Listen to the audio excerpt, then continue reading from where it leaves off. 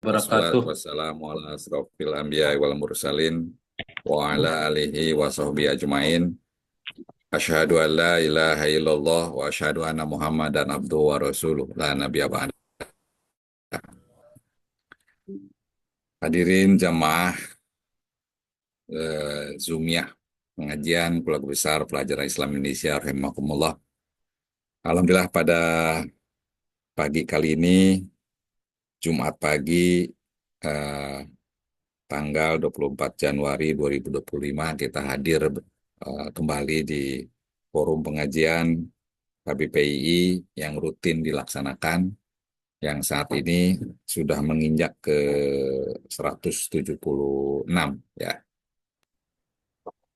Puji dan syukur mari kita panjatkan kehadirat Allah Subhanahu wa taala. Sholawat dan salam semoga tercurah kepada Nabi kita Habibana wa Nabiyana Muhammad Sallallahu Alaihi Wasallam, juga kepada keluarganya, sahabatnya, juga kepada kita kaum mukminin mukminat.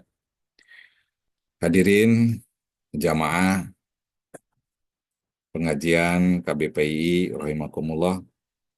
Alhamdulillah pada pagi kali ini telah hadir kita Bapak Ustadz Dr. Muhammad Nasih MSc.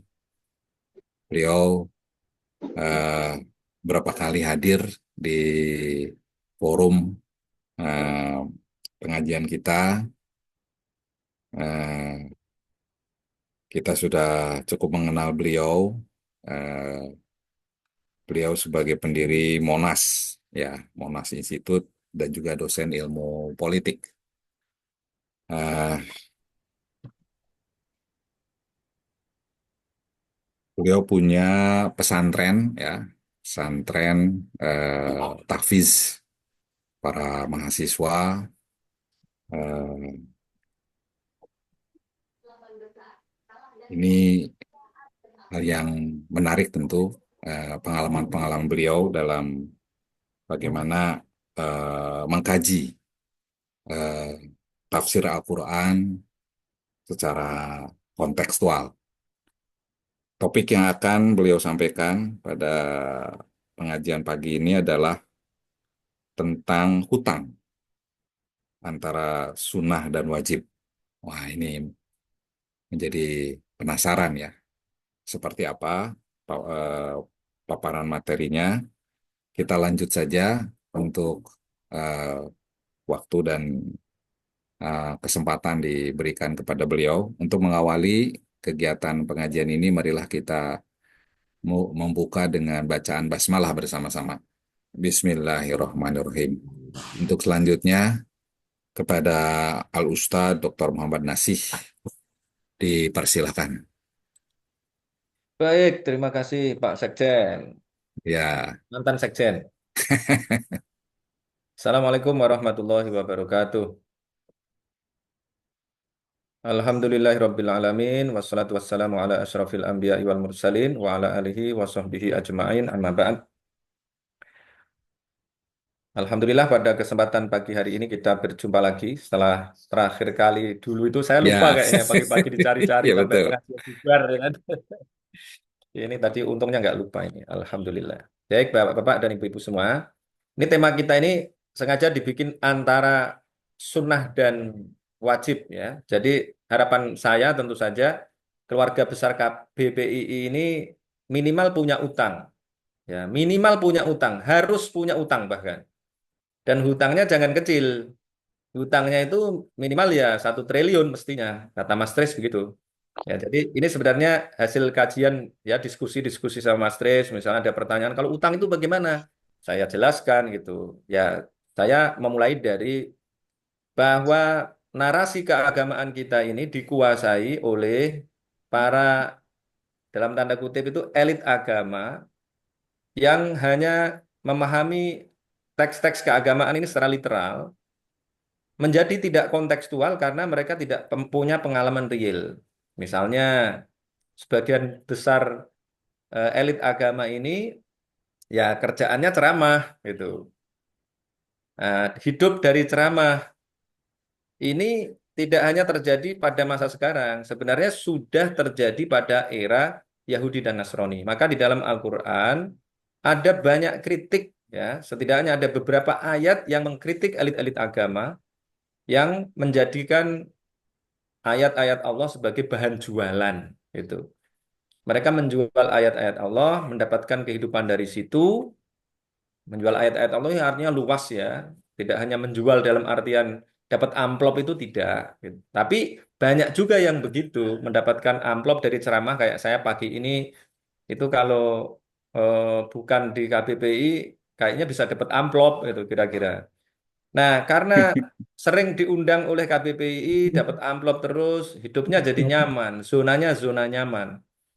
Ya, kalau diundang KBBI sebulan sekali, nanti masjid mana sebulan sekali.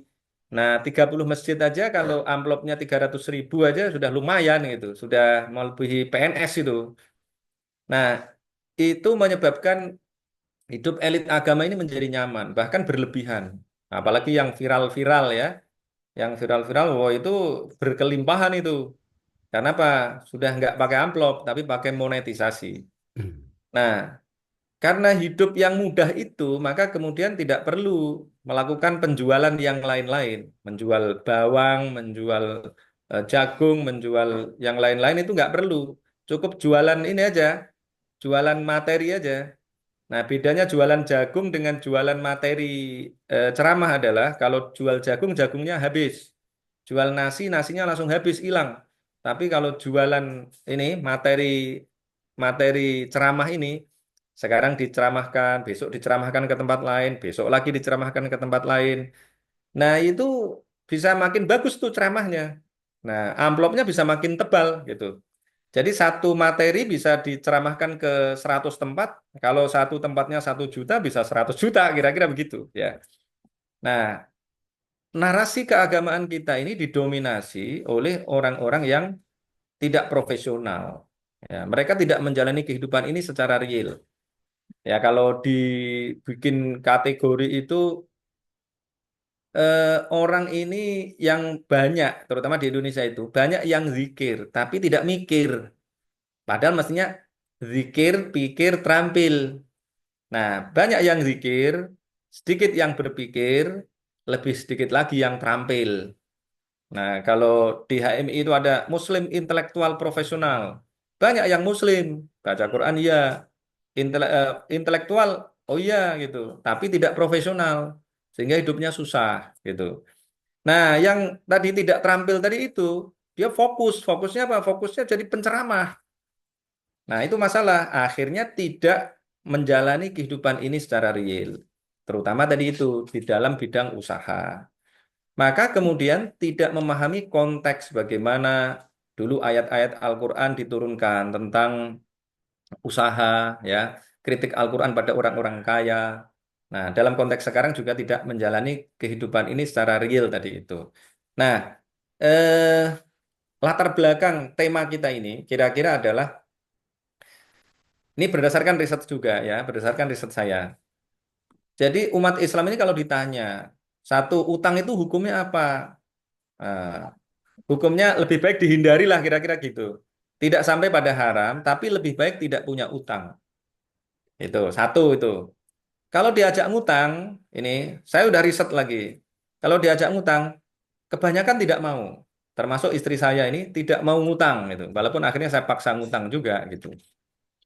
Mereka lebih senang hidup nyaman gitu. Ya kalau itu orang biasa enggak apa-apa. Tapi kalau kita ini sebagai aktivis PII, aktivis politik ya, yang kita sekarang tahu bahwa umat Islam ini berada dalam ketertinggalan dalam banyak hal.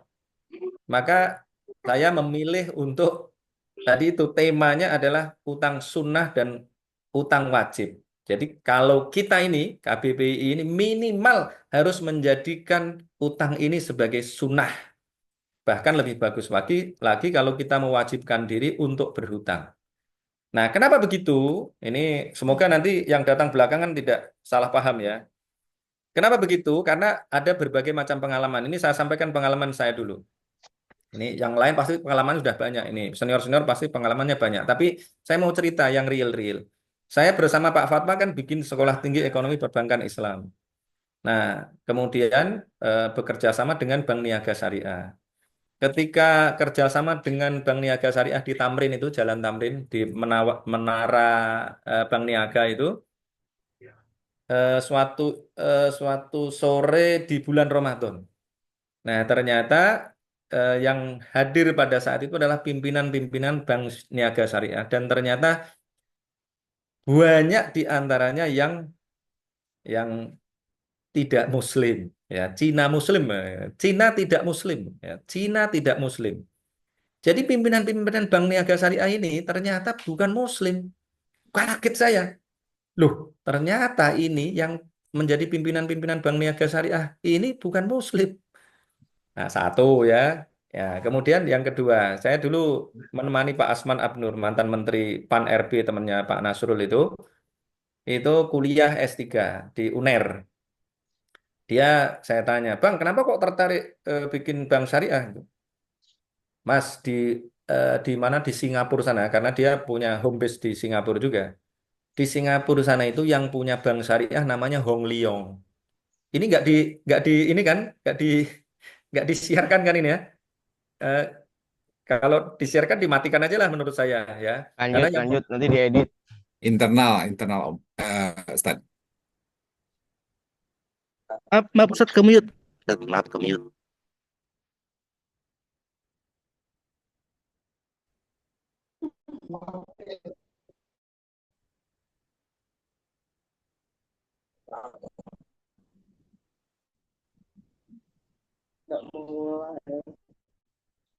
Ke mute, Tat.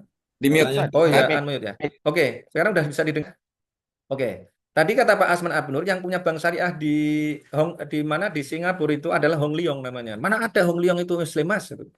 Jadi sebenarnya ini adalah uang umat yang dikumpulkan kemudian mereka pakai. Itu kan sama dengan sekarang ini umat Islam yang bayar haji itu biayanya anggap saja 55 juta seperti yang sekarang lagi viral ya. 55 juta kali berapa itu jamaah haji Indonesia itu? Nah, itu ketemunya sudah triliunan itu. Bayangkan kalau yang ngumpulin uang itu adalah orang Islam yang mau haji dengan jual sawah, kemudian hartanya dikumpulkan di BRI, di bank-bank lain tadi itu, termasuk bank syariah tadi, kemudian dipinjam oleh, nah ini terakhir ya, terakhir itu Antoni Salim mau pinjam 1 triliun kepada dengan jaminan Bang Zul. Nah ini saya omongin aja nih.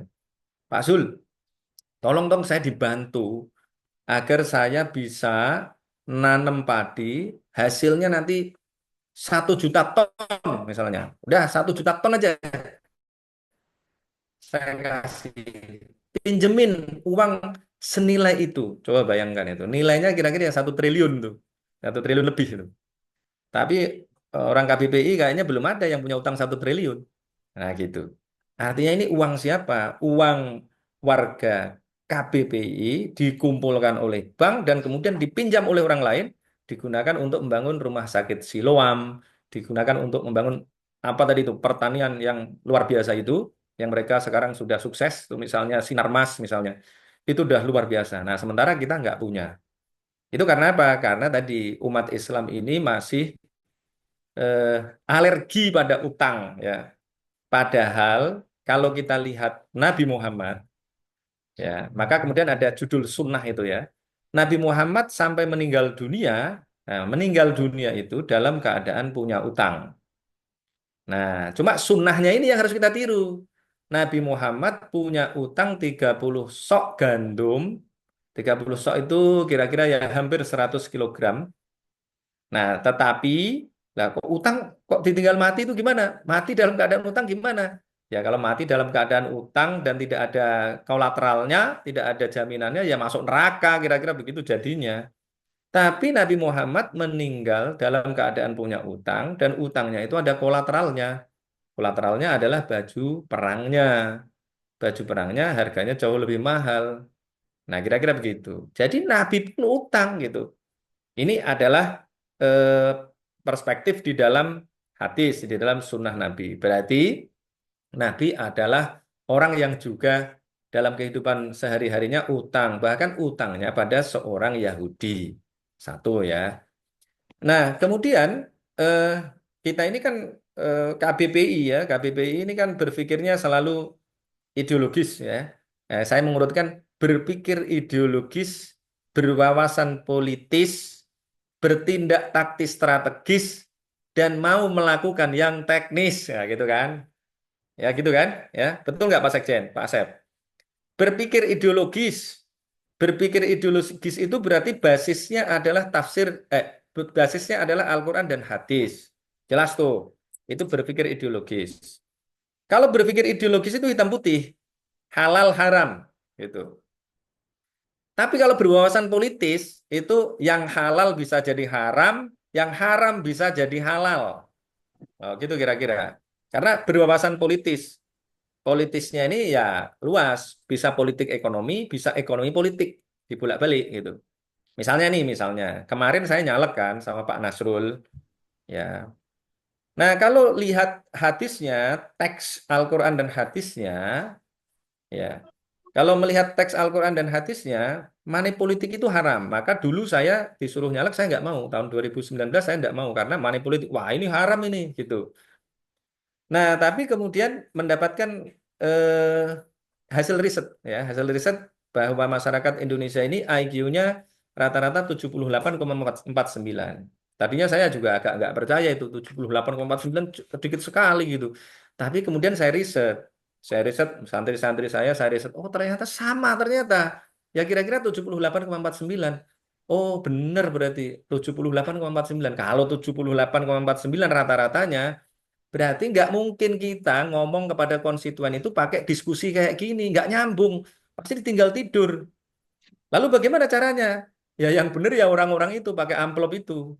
Maka perspektif politisnya adalah kalau kita mau merebut kekuasaan tahun 2004 kembali 2024 kemarin sampai nanti tahun 2049 paling cepat itu masih pakai amplop.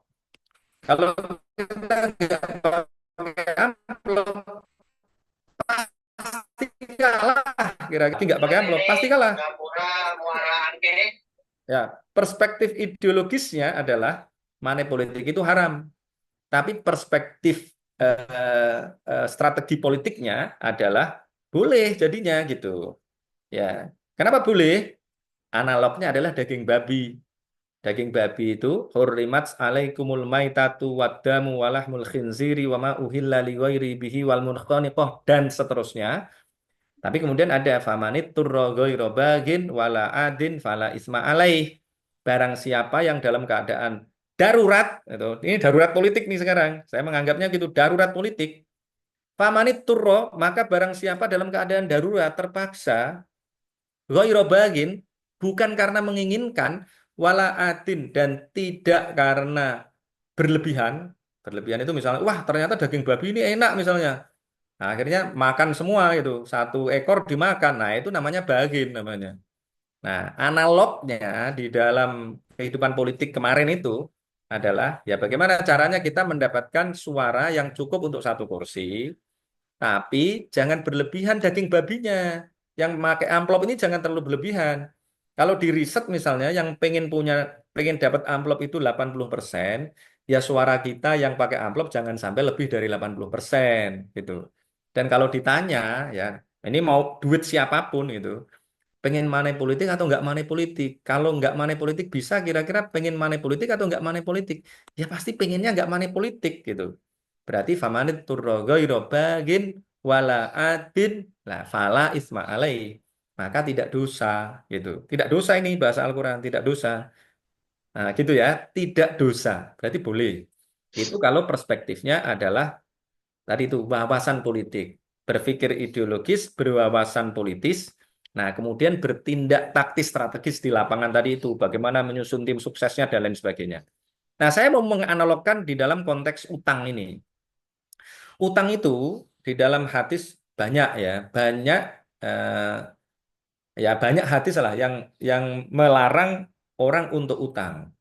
Tapi harus kita pahami konteksnya. Konteksnya adalah pada saat itu ya banyak orang orang miskin ya yang utang kemudian nggak bayar atau orang-orang yang tidak komitmen bayar. Ya ini mungkin ada sesama orang kaya juga tapi tidak komitmen bayar.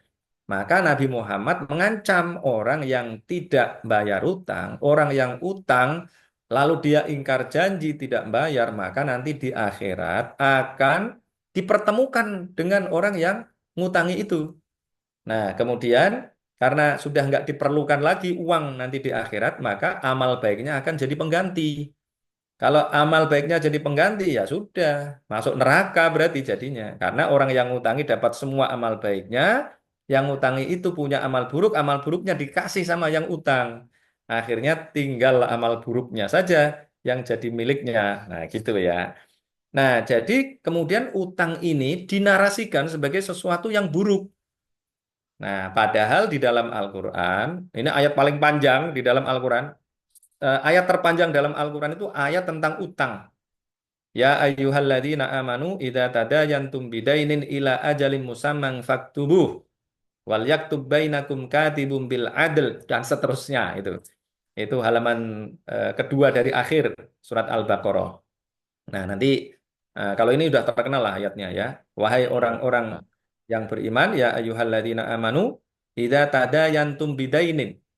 Ketika kalian bertransaksi utang piutang, ya idza tadayantum bidainin ila ajalim musamman, nah maka harus ada tenggat waktunya. Misalnya kita ngutangi orang ya kita tanya sampai kapan membayar tanggal berapa misalnya ila ajalim musamman faktubu maka catatlah. Loh berarti kan ada aturan utang di dalam Al-Qur'an, berarti utang itu minimal boleh, tapi kalau boleh ini kan sudah umum ya. Yang narasi utama di dalam komunitas kita itu utang itu boleh lebih baik ditinggalkan. Nah, gitu.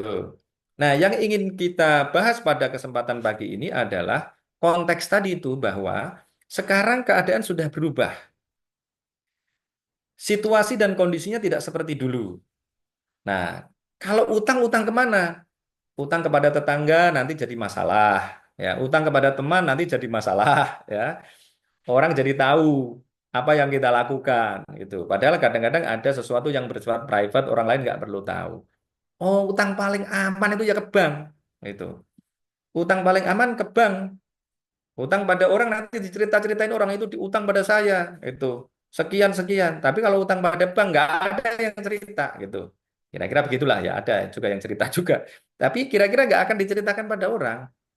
Itu utang paling aman. Tapi masalahnya adalah nah, kita ini dipengaruhi oleh narasi besar bahwa bunga bank itu haram.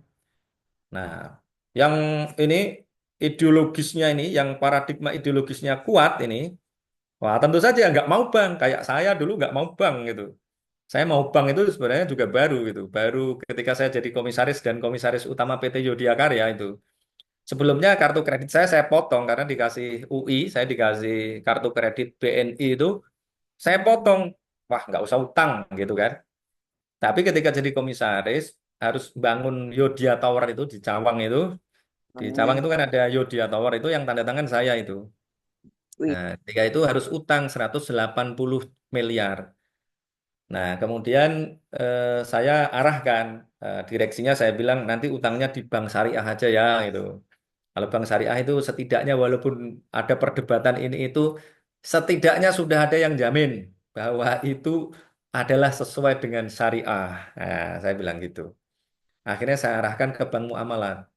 Ternyata bank muamalat ini tidak sanggup ngasih utang ngasih utang Yodiya Karya. Pokoknya gagal lah. Walaupun sudah saya arahkan ke bank muamalat ternyata nggak bisa gitu.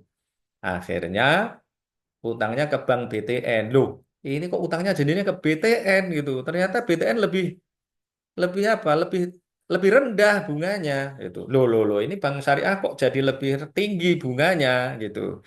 Kita mau usaha tapi ternyata bunganya lebih tinggi. Maka banyak kritik kan, bank syariah ini tidak lebih apa namanya? Tidak lebih tidak lebih syariah dibandingkan yang tidak syariah. Kritiknya kan itu. Saya kritik juga pada Mas Aris Mufti itu. Wah, dulu kan rektor saya ketua bidang akademiknya. Mas, ini gimana ini? Lembaga-lembaga keuangan syariah ini kok tidak lebih syariah dibandingkan yang konvensional? Saya bilang gitu. Jawabannya adalah ya sudah Mas, yang penting itu ada logonya dulu. Nah, Nanti kita tata pelan-pelan katanya gitu. Nah, kembali lagi ke sini ya. Akhirnya ngutangnya BTN. Dari situ mulai sadar bahwa konstelasi mulai berubah, sudah berubah.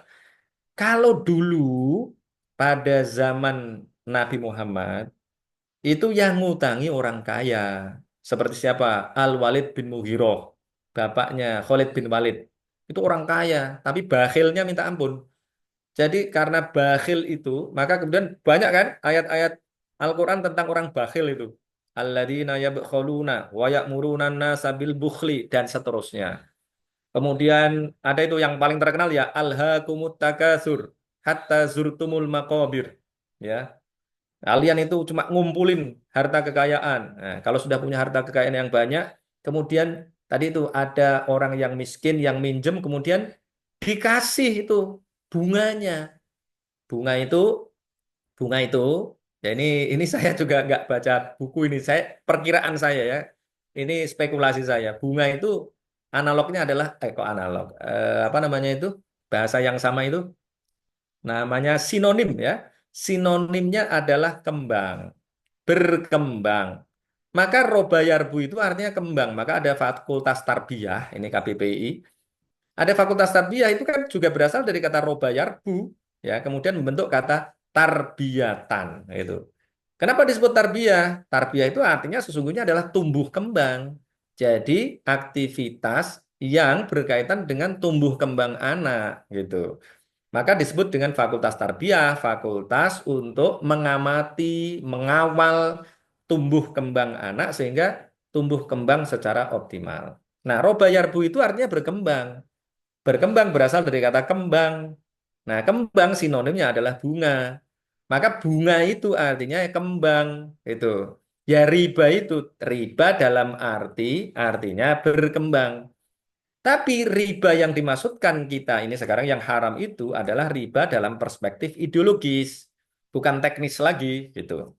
Nah, riba dalam konteks itu adalah orang-orang kaya, kaya raya bahkan, kemudian ngutangi orang miskin, senior PII yang sudah kaya, ngutangi kader PII yang lagi batra, yang nggak bisa pulang. Nah, ini saya nanti ngisi LK2 HMI di Banyumanik ini. Nah, biasanya nanti akan ini akan muncul ya, akan muncul kader-kader yang nggak bisa pulang dari Sulawesi, dari mana, Bang, tolong minta bantuan, tolong pinjamin untuk beli tiket. Nah, saya memanfaatkan itu. Wah, ini ada kader yang tidak bisa pulang ini kesempatan.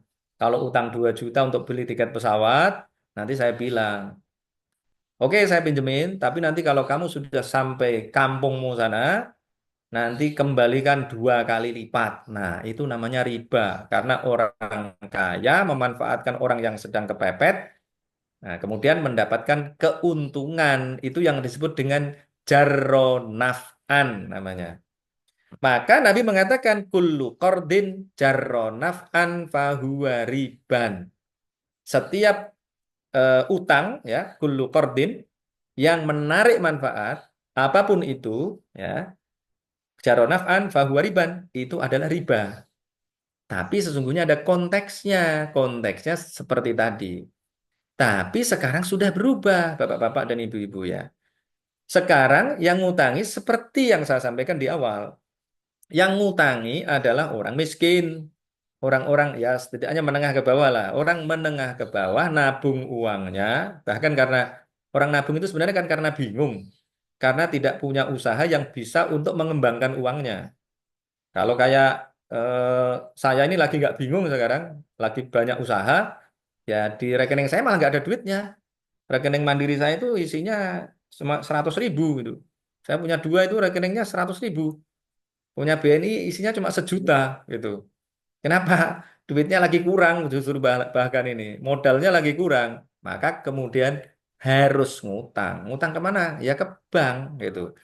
Nah, kalau ngutang pada ini senior saya ini Pak Yanuar nih yang lagi muncul ini, waduh, ya nanti repot nyari Pak Anwarnya aja, Pak Yanuarnya aja susah, ya kan? Ketemunya aja kalau pengajian sebulan sekali. Tapi kalau ke bank pasti selalu ketemu sama yang ngasih hutang. Nah, maka kemudian diperlukan yang namanya rekontekstualisasi. rekontekstualisasi terhadap ayat-ayat riba. Ayat riba satu, misalnya ya yang paling terkenal itu yang ada di ya tadi sebelum ayat utang tadi itu di halaman Al-Imran 3 130. terakhir ya dari Al-Baqarah nih. Silahkan dibuka itu. Alladzina ya'kuluna riba la yaqumuna illa kama yaqumul ladzi yatakhabbathu syaitanu minal mas. Nah, itu. Jadi riba itu alladzina ya'kuluna riba, orang-orang yang memakan riba la ya'kuluna illa kama yaqumul ladzi yatakhabbathu syaitanu minal mas. Nah, gitu kan. Itu la yaqumuna illa kama yaqumul ladzi yatakhabbathu syaitanu minal mas. Loh ini kritiknya terhadap riba itu luar biasa. Kemudian ayat berikutnya, ayat 175 tadi, yang ini 176, yamhaqullahu riba wa yurbis shadaqah. Allah menghancurkan praktek riba dan mengembangkan sodako. Nah, ini juga menunjukkan bahwa orang-orang dulu yang ngutang itu, orang kaya-kaya itu, tadi itu nggak mau sodako, tapi maunya ngeluarin duit dan selalu dapat duit dari orang-orang miskin. Nah, gitu ya. Kemudian ayat berapa lagi? Misalnya ayat selisih satu ayat lagi, 278 ini. Ya ayyuhalladzina amanu taqullaha wa dharu ma baqiya minar riba in kuntum mu'minin. Nah, ini yang biasanya digunakan oleh komunitas anti riba ya. Ini fa illam taf'alu fa'dzanu biharbim minallahi wa rasuli. Jika kalian tidak melakukan, maka umumkanlah perang kepada Allah dan Rasulnya. Nah, gitu. Wa in tubtum falakum ru'usu amwalikum dan seterusnya. Jadi berat tuh. Riba itu berat. Tetapi persoalannya adalah apakah ya bunga bank konvensional itu adalah riba? Nah, gitu. Kalau melihat konteksnya tadi itu ya bukan gitu. Bisa dikatakan bukan bank-bank pemerintah yang ada sekarang ini, apalagi KUR itu ya. Maka ini saya menyerukan ini kepada para aktivis KBBI ini, mumpung ada KUR itu satu orang bisa dapat 500 juta, yang punya usaha yang mapan diambil oleh orang lain, digunakan untuk membangun usaha mereka dan kemudian mengalahkan kita. Karena dunia ini kan perang sebenarnya. Kalau kita lihat secara mendalam ya perang, peperangan ekonomi, peperangan politik. Nah, kita kalau nggak begitu ya kalah gitu.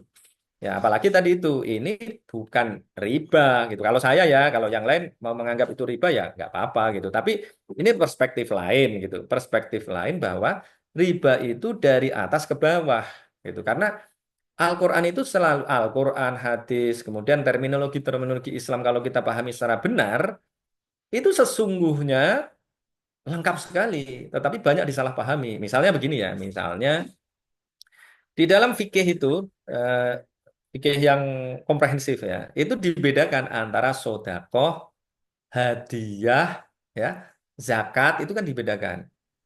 Eh, Misalnya ciri Nabi yang terakhir itu dulu ada di dalam tradisi masyarakat Yahudi dan Nasrani. Kalau menyampaikan pada pada umatnya, ini pendeta-pendeta yang benar mengatakan bahwa ciri Nabi yang terakhir adalah memakan sodakoh, memakan hadiah, tidak makan sodakoh. Nah, di antaranya ini nanti bisa dicek, gampang sekarang tinggal di googling. Itu dites oleh siapa? Oleh Salman Al-Farisi. Salman Al-Farisi itu untuk membuktikan Nabi Muhammad ini adalah yang diprediksikan oleh para pendeta itu dengan cara apa? Dengan cara dia datang kepada Nabi membawa kurma. Nah, ya Muhammad, gitu. Ini saya bawa kurma. Saya sodakohkan kepadamu, gitu. Oleh Nabi nggak disentuh, tapi langsung diperintahkan pada sahabat-sahabat untuk makan. Karena Nabi tidak makan sodakoh. Nah, Salman kemudian, wah ini separuh ciri sudah ketemu nih dalam konteks ini ya. Kemudian besoknya datang lagi, ya Muhammad, ini saya berikan kurma untukmu sebagai hadiah. Nabi kemudian diambil tuh kurmanya, kemudian dimakan sedikit, Nah, selebihnya dikasih ke sahabat-sahabat. Nah, dari situ kemudian dia menyimpulkan bahwa ini adalah utusan Allah yang diprediksikan di dalam kitab Taurat dan Injil. Maka kemudian Salman Al-Farisi itu kan masuk Islam. Dan masuk Islamnya itu menyengaja itu dari kampungnya, ya dia datang ke Makkah karena dia mendapatkan informasi bahwa akan ada Rasul terakhir, dia di antara ciri-cirinya itu adalah makan hadiah, tidak makan sodako. Dia akan diusir oleh kaumnya menuju ke daerah di antara dua lembah, yaitu Madinah itu. Dia menuju ke Madinah. Coba bayangkan itu tadinya kan dia dari Persia ya, dari Iran sekarang. Kemudian dia menuju ke Irak, ketemu pendeta-pendeta Kristen, kemudian ganti-ganti dan kemudian diarahkan ke Madinah karena akan ada Rasul yang terakhir. Yang ciri-cirinya makan hadiah, tidak makan sodako. Nah, apa perbedaannya sodakoh dengan hadiah itu? Nah, tapi kalau di terminologi di undang-undang kita itu semua jadi nggak boleh itu kan. Hadiah juga nggak boleh ya kan. Padahal kalau di dalam Islam, hadiah itu adalah sesuatu yang diberikan dari orang yang lebih rendah derajatnya kepada orang yang lebih tinggi derajatnya. Nah, dengan tujuan untuk menghormati. Misalnya aktivis PII ketemu Ketua Umum KBPI. Pak Nasrul, ini saya bawa apa misalnya, bawa durian nih sebagai hadiah. Nah, oke, dimakan itu. Kemudian kalau datang Pak Nasrul, ini saya bawa apa namanya duren. Ini saya sodakokan pada Pak Nasrul. Wah, itu mestinya tersinggung itu. Ya, kenapa? Oh, Pak Nasrul masa makan sodakoh. Ketua Umum KBPI kok disodakoi sama aktivis yang itu tadi para kader itu kebalik itu. Sodakoh itu dari Pak Nasrul kepada aktivis PI yang lagi batra itu namanya sodakoh. Nah, itu perbedaannya di situ ya. Jadi perspektifnya itu luas. Nah, tadi namanya riba juga begitu. Nah, maka dalam konteks sekarang yang sudah berubah itu, sekarang uang orang miskin dan biasa-biasa saja itu dikumpulkan jadi satu di bank. Bahkan orang miskin ini tidak boleh utang. Ini contohnya nih saya mempraktekkan ya. Guru-guru di sekolah saya itu sekarang saya wajibkan utang. Yang punya usaha mapan selama 3 bulan, kalau aturan kur itu kan 6 bulan baru dapat kur itu. Pokoknya 3 bulan aja itu sudah saya wajibkan untuk utang. Karena ada utang itu yang 50 juta tanpa agunan. Hanya perlu ijazah dan tanda tangan saya. Nah, Alhamdulillah sekarang sudah ada berapa orang itu? Mungkin ada 20-an orang ya guru yang utang. Nah, mereka gunakan untuk pelihara bebek, pelihara kambing, pelihara ikan, ini ikan nila, ini baru kemarin juga nih ada yang utang lagi santri saya itu. Nah, dengan mengagunkan BPKB saya itu. Nah, karena ternyata masih perlu agunan kalau BRI di sini nih. Nah, coba bayangkan ya Bapak-bapak dan Ibu-ibu kalau uang-uang tadi itu dipakai oleh orang lain. Kalau dipakai oleh orang lain, maksudnya tidak mina gitu ya, ya pasti akan digunakan untuk membesarkan usaha mereka. Nah, sementara usaha kita ini tidak bisa maju karena apa? Ya karena berdasarkan riset, usaha maju itu ya karena akses kepada permodalan mudah. Kalau tidak punya akses pada permodalan ya pasti tidak akan berkembang dengan signifikan. Berkembangannya ya gitu-gitu saja gitu. Nah, yang besar-besar itu ya karena utang. Tapi utangnya ini sekali lagi ini utangnya dalam konteks yang benar ya. Utangnya untuk mengembangkan tadi itu, mengembangkan bisnis kita. Maka ya konteks ini harus dipahami secara benar. Al-Quran ini harus dipahami secara kontekstual. Ya. Jadi yang sering saya sebut, istilah yang saya gunakan adalah Al-Quran harus dipahami dengan cara melakukan kontekstualisasi dan rekontekstualisasi. Nah, kalau dalam konteks utang tadi itu, sekali lagi, konteksnya sudah berubah bahkan berkebalikan. Nah, kalau misalnya di dalam Al-Quran itu ada itu.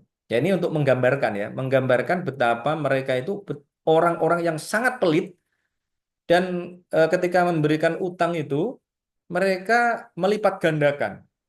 Maka ada di surat Ali Imran nih, juz 3 Itu ya ayyuhalladzina amanu la ta'kulur riba ad'afam mudha'afah. Wahai orang-orang yang beriman, janganlah kalian memakan riba.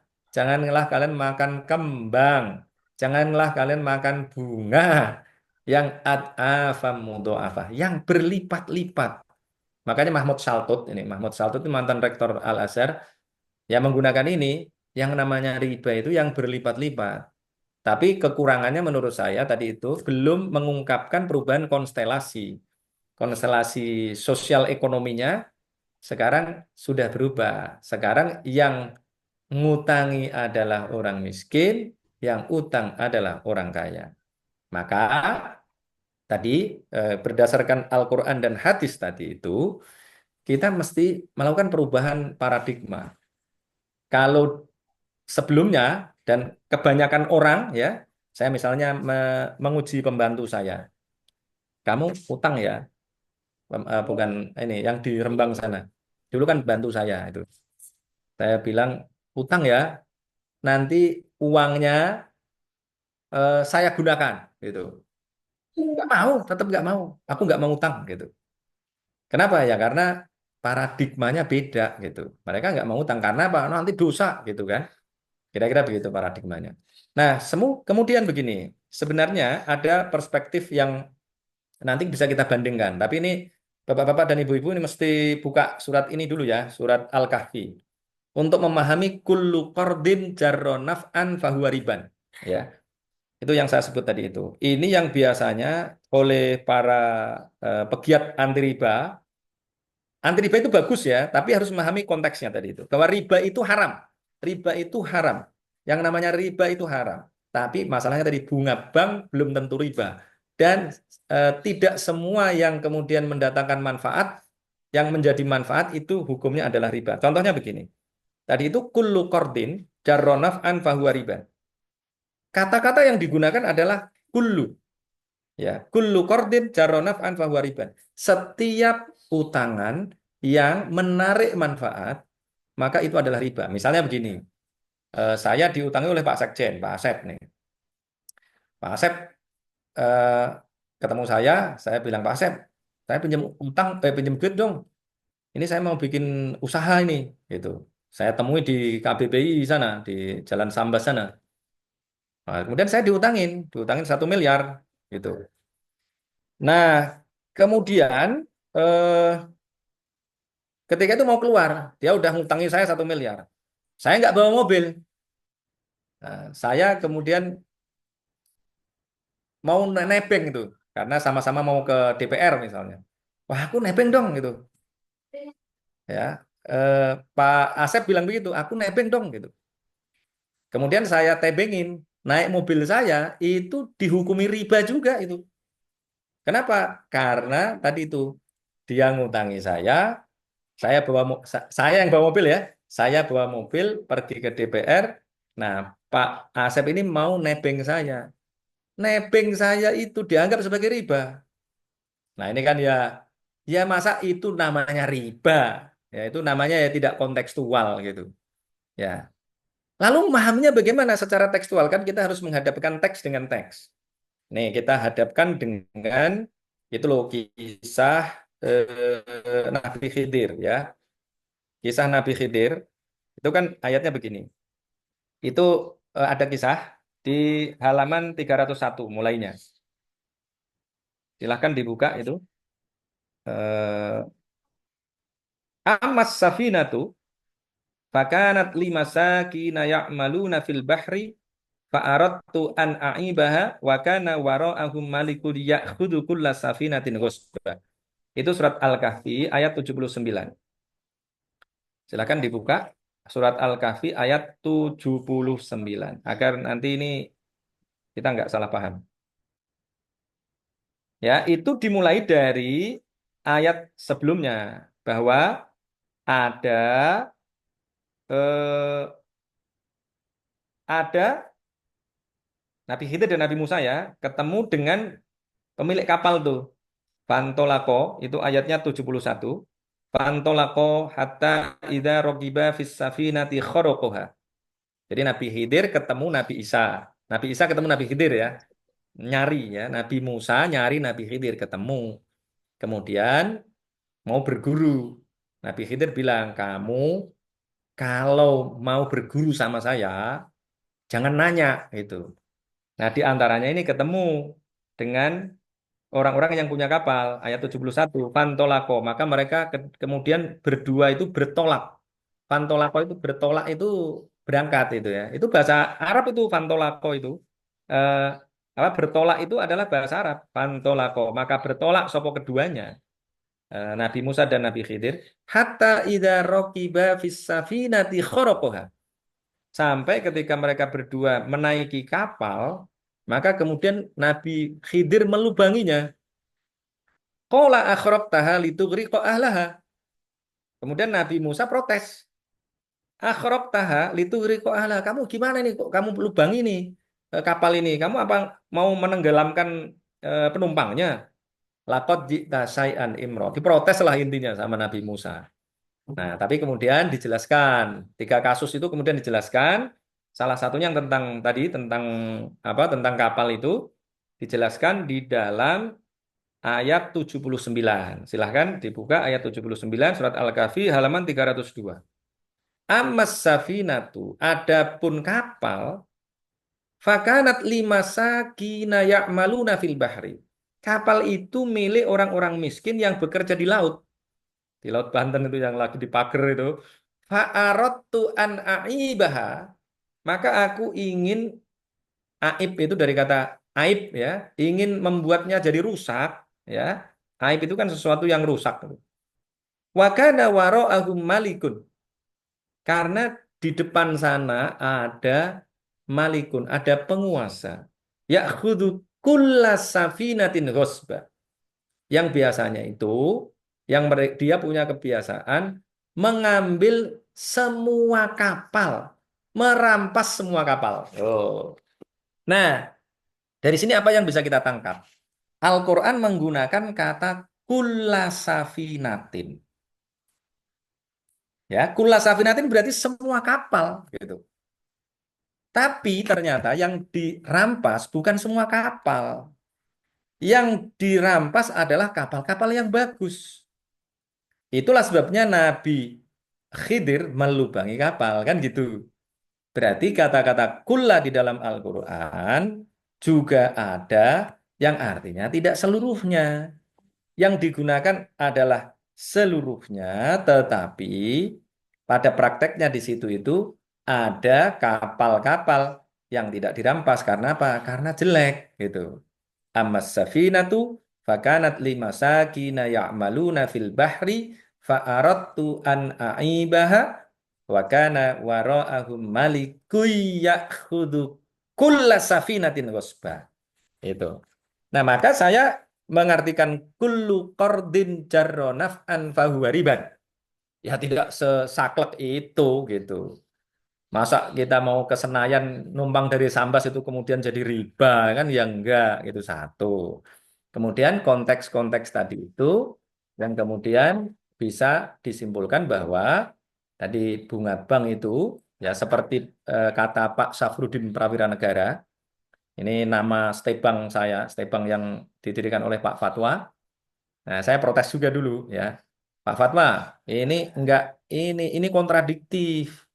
Kalau kita bikin sekolah tinggi ekonomi dan perbankan Islam, tapi namanya Mr. Safrudin Prawira Negara, nggak matching. Loh kenapa Mas katanya? Loh Pak Safrudin Prawira Negara itu tidak mengharamkan bunga bank kok gitu. Bahkan Pak Safrudin Prawira Negara itu pendiri BI. Kemudian sekarang ada gedung di BI itu ada ini kan, apa namanya? Ada gedung, salah satu gedung itu gedung Mr. Safrudin Prawira Negara. Nah itu dia. Jadi kontradiktif. Ya udah kan, tapi kan kita mau menjadikan Pak Safrudin jadi pahlawan nasional. Ya kita ambil beliau sebagai pahlawan dan tokoh Islam gitu. Nah, gitu jawaban Pak Fatwa. Tapi kan sebenarnya kontradiktif, ya perspektifnya kontradiktif. Dan kita bikin sekolah tinggi ekonomi dan perbankan Islam itu pada akhirnya juga itu strategi. Strategi apa? Strategi untuk mewadahi sebagian umat Islam yang menganggap bahwa bunga bank adalah riba. Tapi diskusi kita pagi ini adalah tadi eh, bunga apa namanya utang antara sunnah dan wajib. Jadi kalau keluarga KBP ini ya minimal itu utang ini harus harus jadi sunnah lah ya. Nah, kalau jadi sunnah itu bagaimana konsekuensinya? Konsekuensinya ya harus punya usaha, usaha yang mapan. Nah, usaha yang bagus itu ya eh, kata adik saya gitu. Dia nggak mau utang gitu. Ya udah mas, saya gini aja gitu. Saya bilangin, ya jangan itu. Omsetnya karena sekarang udah 45 miliar per tahun.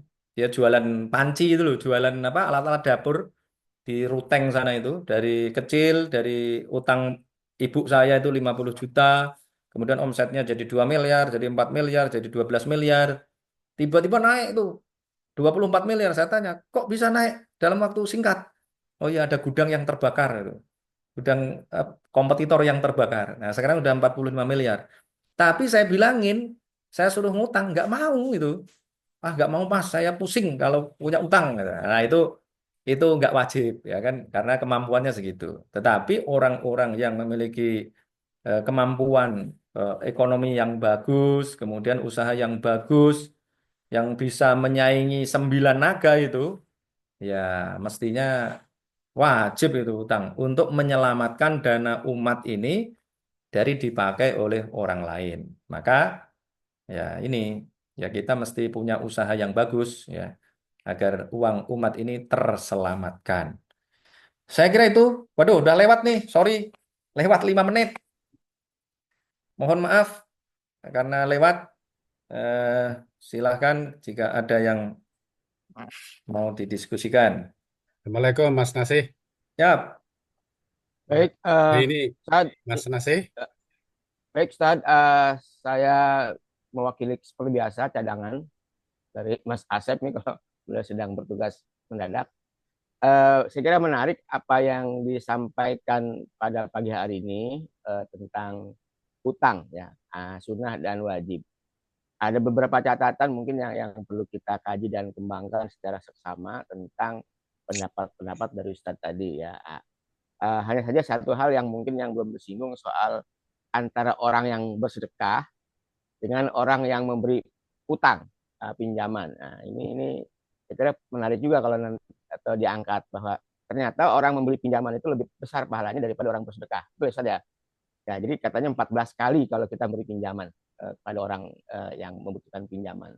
Ya, jadi mungkin ini sebagai pengganti Pak Asep sementara, saya juga sebenarnya ingin menyampaikan pendapat, tapi tiba-tiba di chat harus menggantikan beliau, ya apa boleh buat sedikit berkomentar ya. Ini oke. Ustaz, terkait dengan ayat Al Imran ya, surat Al Imran 130 di sana ada kata ad afa mud afa ini Ustaz. Ya, Ya, ya itu menurut para ulama itu kata sifat. Jadi sifat riba itu adalah berlipat, bukan soal besar dan kecilnya. Jadi afa afa itu kata sifat yang menggambarkan bahwa yang namanya riba itu berlipat. Seperti halnya bahwa janganlah engkau membunuh dengan keji. Ya, membunuh itu dimutilasi atau tidak dimutilasi adalah keji. Nah, namun persoalannya adalah bahwa konteks sekarang bank syariah ini memang perlu banyak evaluasi ya, banyak dievaluasi tentang produk-produknya yang kadang-kadang tidak sinkron dengan syariah ya. Saya pernah nyampaikan juga di MUI banyak penyimpangan-penyimpangan ya. Ini menurut persepsi saya ya, pengamatan saya, wallahu alam ini benar apa enggak ya. Saya kira itu mungkin perlu juga nanti dijelaskan lebih lanjut soal antara utang atau mengutangi. Kalau saya sering mengutangi di rumah, mengutangi bojoku ya, bukan penjamin.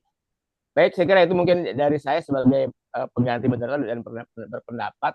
Selanjutnya Pak Wahid, silahkan Pak Wahid, Pak Ya, Dubes aduh, kita. ini pertama saya mengucapkan terima kasih nih kepada Kang Nasi ini. Ini sangat revolusioner ya. Dan memang harus banyak orang-orang seperti beliau ini ya. Jadi saya menggarisbawahi tentang kontekstualisasi dan rekontekstualisasi. Saya sangat setuju dengan pandangan fikir-fikir dan terampil ya. Jadi memang ini pasti pasti akan marah kepada anu ini apa itu Kang Nase ini ya. Oh, hutang kok disunahkan Wajib. kok diwajibkan gitu. Nah, itu padahal seharusnya kalau. Nah, itu kalau ada kalaunya itu loh. Hmm. Ya, kalau tadi misalnya ada apa ada situasi ya situasi yang memang akan membuat perubahan begitu. Ya, ini yang memang harus hati-hati karena memang masalah utama kata Yusuf Qaradawi umat Islam ini ada su'il faham. Pemahamannya sangat dangkal dan parsial kepada agama ini. Banyak nggak paham itu. Nah, akibat dari pemahaman yang su'il faham itu akan berdampak kepada su'i tatbik. Nah, nggak terampil. Ya, itu teknisnya tidak ada sama sekali, hanya berhenti kepada level wacana toh. Makanya saya setuju perlu ada pemahaman ya yang lebih apa deep thinking dan deep learning ya dan juga deep doing ya. Ini perlu. Ya, ini salah satu kelemahan umat Islam di situ. Andai saja dan itulah yang dikhawatirkan oleh Rasulullah inna qaumi takhadha Qur'ana mahjura. Ya, dalam perlakuan Al-Qur'an itu banyak yang salah paham itu loh. Karena memang nggak fokus, nggak sungguh-sungguh yang tidak melakukan suatu aplikasi yang disampaikan. Nah, oleh karena itu memang perlu ada tajdid ya. Jadi saya sangat bersyukur gitu loh kalau orang-orang seperti apa itu Kang Nasir ini harus diperbanyak gitu. Tapi dengan catatan itu jangan hanya berhenti kepada apa itu Kang judul. Baryo, Nah, kesempatan ini bertanya kepada yang lain. berbahaya gitu lah. Oke gitu. Ya, ini saya ingin Jadi itu aja saya sekedar komentar ya. Karena apa? Karena kalau tidak ada elaborasi kan berbahaya ya. Jadi sangat berbahaya kalau orang tidak hanya mengikuti judul ceramah tapi tanpa melihat elaborasi itu menurut saya sangat berbahaya. Karena memang di usul fikih ya itu ada istisna. Jadi faman ittara ghaira barin wala adin wala fala itsma alaih. Nah, itu kan adalah suatu requirement, syarat-syarat. Nah, banyak orang yang kemudian tidak mengerti itu sehingga kemudian dipukul rata. Ya, memang betul itu. Saya juga tidak setuju bahwa namanya bunga bank itu riba. Dalam konteks apa dulu? Nah, ini yang tidak dipahami, tidak bisa di Baik, baik overgeneralisasi. Pak Saya pikir itu Dubes sekedar komentar. ya. Jadi sekali lagi, nah, saya mungkin nanti minta nomornya Pak Nase ya. Nah, mungkin ini apa Ya, itu mungkin baik. supaya bisa ini nanti apa bisa apa tetap silaturahim. Terima kasih. Itu sekedar komentar saya. Terima kasih Bang Baik. Nase. Makasih ya Kang Kustiwa, Ya, monggo. Ya. sama-sama Pak. Terima kasih. Assalamualaikum warahmatullahi wabarakatuh. Bikin Amir Faisal, Pak Muhammad. Warahmatullahi wabarakatuh. Ya, silakan Kang Kustiwa. Apakah pernyataan haram itu tidak berarti menghilangkan pernyataan tadi? Artinya kalau dari sisi politis dan yang lainnya saya sepakat. Tetapi apakah bahwa riba itu tetap kan pada prinsipnya tetap dinyatakan sama dengan berperang kepada Allah dan Rasulnya dan setara dengan melakukan perzinahan kepada ibu gitu. Hukumnya seperti apa gitu ya. Terima kasih. Assalamualaikum warahmatullahi wabarakatuh. Baik, Waalaikumsalam. ini ada dua lagi ya. Saya kira dibatasi dulu ya, biar nanti agak tuntas meresponnya ya. Silahkan direspon dulu, nanti setelah ini Pak Amir sama Pak siapa tadi, SN. Ya, terima Mohon kasih Saya, Pak Abdul Wahid eh, yang ya. gagasannya sudah sama lah dengan saya tadi ya. Jadi ya, ada yang Oke, wajib utang itu. Nah, ini kan problemnya ada di riba itu sebenarnya bagaimana gitu. Saya ingin memulai dari begini. Dari pernyataan yang agak ekstrim. Ekstrimnya begini. Al-Qur'an itu ini saya sebut ekstrim dulu ya. Ini ada apa namanya? Ada pernyataan khusus nih. Eh, saya mengatakan begini. Al-Qur'an itu adalah firman Allah yang secara langsung itu, coba nanti perhatikan ya, perhatikan ayat-ayat dalam Al-Quran itu. Ada yang umum untuk semua orang, tetapi yang khusus itu adalah pernyataan Allah kepada orang kaya untuk memperhatikan orang miskin. Jadi tidak ada itu pernyataan Allah atau firman Allah yang berbicara kepada orang miskin itu secara jadi belum ketemu itu. Ya, nanti kalau ada yang menemukan nanti Kecuali yang umum ya, misalnya perintah sholat. Sholat itu kan untuk orang kaya maupun orang miskin gitu. Tapi untuk hal-hal yang bersifat khusus itu, pernyataan Al-Quran itu kepada orang kaya untuk memperhatikan orang miskin. Pernyataan Allah tadi itu berupa kritik. Nggak ada itu kritik Allah kepada orang miskin itu kayaknya kok nggak ada gitu. Ya. Tapi kalau kritik Allah atau apa pernyataan keras Allah kepada orang kaya itu banyak sekali. Seperti tadi itu, alhaakumut takatsur hatta zurtumul maqabir. Ya. Itu kan kum, yang disebut kum itu siapa? Orang kaya, Pak, gitu. Kemudian perintah untuk apa? Perintah untuk sedekah misalnya. Perintah untuk menghindari riba. Ya itu adalah orang-orang kaya yang tadi perintah kepada orang kaya-kaya yang ngumpulin hartanya gitu. Mengumpulkan hartanya tidak disedekahkan. Maka kemudian perintahnya adalah mangzalladzi yuqridullaha qardon hasanan fayudha'ifahu lahu at'afan katsiroh. Misalnya begitu ya. Itu kan ayat-ayat yang berbicara tentang orang kaya. Nah, tujuannya apa? Untuk orang miskin, untuk menyantuni orang miskin. Maka tadi kaitannya dengan pertanyaan tadi itu, kalau apa misalnya tadi itu ngutangi misalnya, ngutangi itu pahalanya lebih banyak dibandingkan memberi misalnya. Kenapa? Karena kalau memberi itu belum tentu dibutuhkan. Tapi kalau ngutangi, nah, ada orang utang itu sesuatu yang benar-benar dibutuhkan. Kenapa sampai muncul begitu itu? Karena tadi itu orang-orang yang ada pada saat itu bakhilnya minta ampun gitu.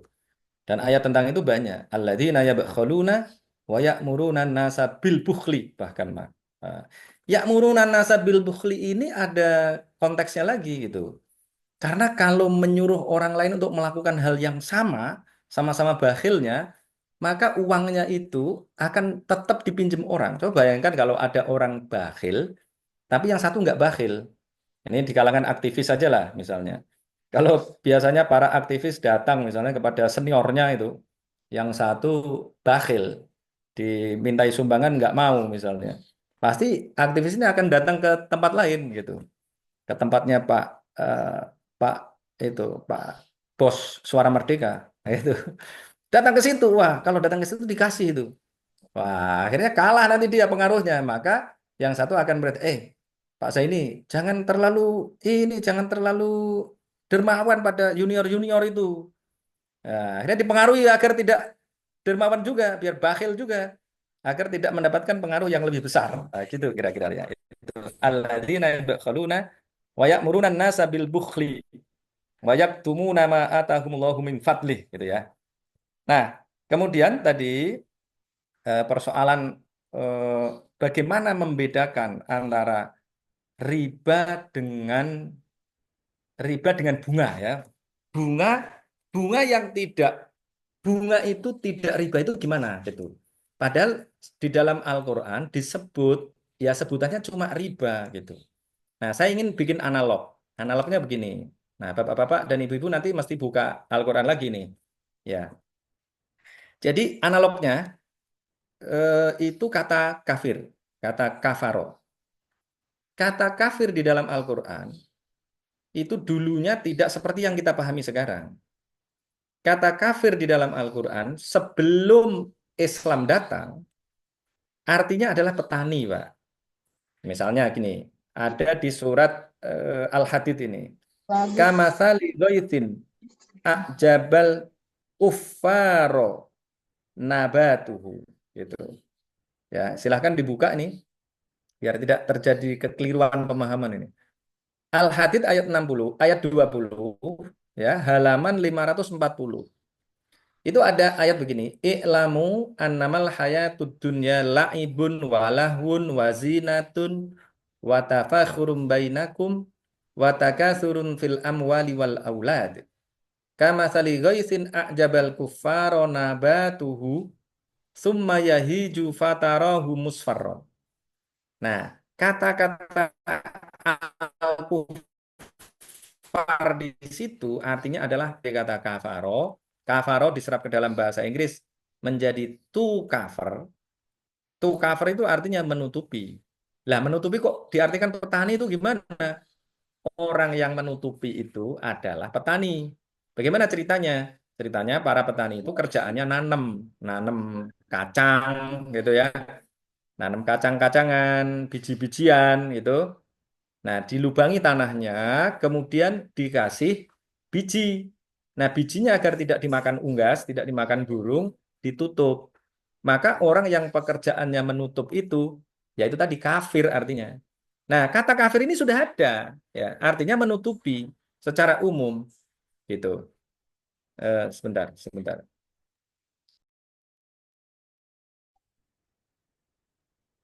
Nah, kemudian tadi itu kata kafaro artinya menutupi. Jadi orang yang menutupi itu adalah petani. Ya. Nah, kemudian Islam datang. Islam datang menggunakan, meminjam kata kafir ini untuk menunjuk kepada orang yang kerjaannya juga menutupi. Menutupi apa? Menutupi kebenaran. Di antaranya adalah informasi bahwa akan ada Rasul terakhir namanya Muhammad memakan hadiah tidak makan sodakoh. Itu ditutupi. Menutupi ciri-ciri Nabi. Menutupi kebenaran yang sudah ada di kitab-kitab sebelumnya. Nah, maka ayatnya ada di dalam juz 2 itu ada innalladzina yaktumuna ma anzalallahu dan seterusnya. Jadi berasal dari kata katama. Jadi sesungguhnya kata kafaro ini sinonim dengan katama gitu. Makanya kalau bapak-bapak dan ibu-ibu kalau baca innalladzina kafaru sawaun alaihim aangzartahum am lam tungzirhum la yu'minun, itu pasti bingung. Saya aja bingung itu. Saya juga bingung dulu tuh.